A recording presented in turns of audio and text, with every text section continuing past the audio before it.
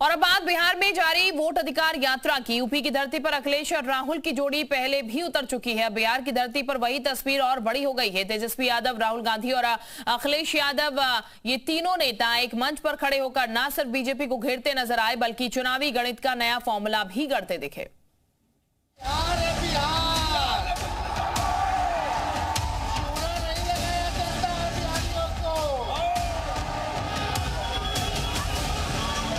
राहुल, तेजस्वी, अखिलेश की तिगड़ी क्या बिहार की धरती से बदलाव की एक नई कहानी लिखने को तैयार है? क्या अखिलेश का पीडीए फॉर्मूला और तेजस्वी का एमवाई समीकरण बिहार चुनाव में कमाल कर पाएगा? क्योंकि जब वोटर अधिकार यात्रा के दौरान बिहार की धरती से 3 लड़कों ने एक साथ बीजेपी पर धावा बोला तो मकसद साफ था, जो अवध में हुआ वही मगध में भी होगा। हम लोगों ने मिलकर के अवध में हराया था।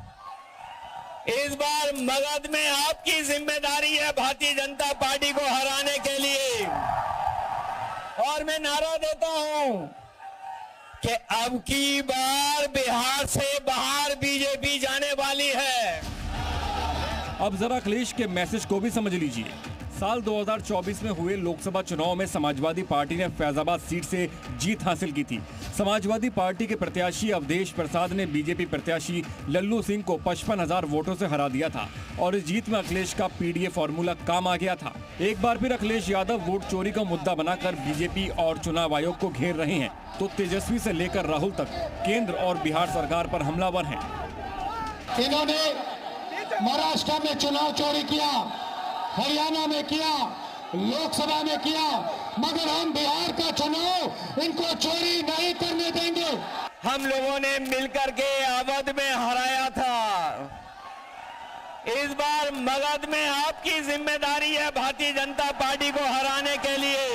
ये 2 लोग गुजरात से आकर के बताएंगे कि कौन बिहारी वोट देगा, कौन नहीं देगा। बिहार है बिहार,